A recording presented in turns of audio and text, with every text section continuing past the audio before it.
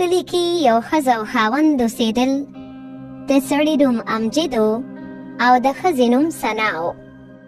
امجد به د میانو کار کولو، میان به یې نیول او هغه میان به بیا په کلي کې خرڅول او په هغې به دوی ګزاره کوله. یه سړیه شا به زر زد چې اسکه کار لبازی او کنه ناوخته بشي در باندې. نه ښځینه ناوخته کیږي، به دا چې اسکه ما نه روانېږم. ښځه د ځان خیال ساته، زه کار لزم. ښځه الله دې مل شه. او دغسې به د دوی دواړو ژوند تېرېده. په دغه کلي کې د امجد سره خوا کې د امجد ورور چې د هغه نوم ساجد و د خپلې ښځې رخسانې سره اوسېده. خو دا دواړه ښځه خاوند ډېر لالچیان و. یه سړیه پاسېدلې به وي، کار له به تللی وي. هر ور ته دې وګوره څونه خشته کار کوي او ټول کور ساتي، او ته یې چې بس کور کې کټ کې پروتي. یا ښځې نو زه څه وکړم؟ ما له خو څه کارم نه راځي، ته راته څه ووایه ځه. یه سړیه زه درته یو کار ښیم، خو کې روزانه ځه د رور نه دې کبان راوړه، هغه پخوه او خرڅوه. په کلي کې د میانو دوکان نشته، خشته کار به دې کېږي. یاره ښځې څه زبردسته خبره دې وکړه، او دا کار اسانم دی چې ستا په دماغو کې دا خبرې کوم چې نه راځي. بس سبا ورځم او شروع کومې. او دغسې په سبا باندې ساجد د خپل ورور امجد دکان ته لاړ شي. السلام علیکم. وعلیکم السلام. یاره کوم چې د ما درته یو خبره کوله، زه هم د میانو کار شروع کومه. تا نه به میان وړم، هغه به پخوم او خرڅوم به. که ته څه وې؟ دا څه وې لالا، دا خو ډېر زبردست کار دی چې څومره میان دې پکاري به زه به درله درکوم. هڅه دا راته ووایه چې دا ټول به څومره یې؟ زه خو یم چې دا ټول درنه یوسم چې نن کار شروع کړم. یاره لالا داسې خو راته پته نه لګي، خو دا ټول به وتلم چې د څو روپو نو ټول به درله درکړم. هڅه دا څوکه چې دا ټول راله وتله چې د څو روپو دې بیا به ورسره کور وځه. صحیح ده لالا، اوس به درله دا ټول وتلم. دا ټول به د یو 500,000 روپو وي، پیسې خو به نغدې راکې که نه. ماله ته کبان واچوه، زه څه تختم خو نه چې څومره کبان خرڅوم در کوم به درله، ما هم راشه پیسې به درکړم. او دې نه پس امجد خپل ورور ساجد له ټول میان ورکړي او ساجد په کلي کې د پخو میانو کاروبار شروع کړي. یالوله میان په څو روپۍ کیلو دي؟ په 2,000 روپۍ کیلو دي. دا خو ډېر ګران نه دي. یاره لوله دا چې په سوچو غوړو کې پخومه چې یو ځل یې وخوري بیا به بار بار راځي. ها ښځه یو کیلو راله واچوه. بل طرف ته امجد چې کور ته لاړ شي نو د امجد ښځه ثنا بیماره وي. یه سړیه دا ته څنګه په وخت باندې راغلی؟ خیر خو دی، میان دې خرڅ کړل؟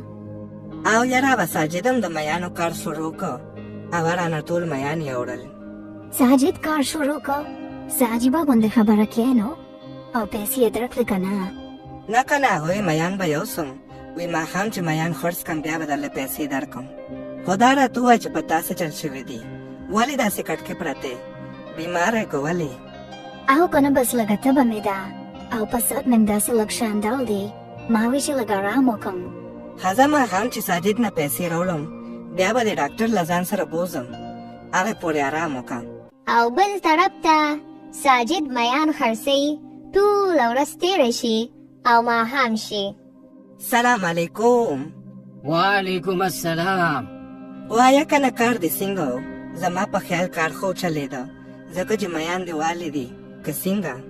او که نه یاره کار خو ډېر خچته وچلېده، بس دغه لږ شان میان پاتې دي، دا هم خرڅومه نو بس بیا ځمه کور ته.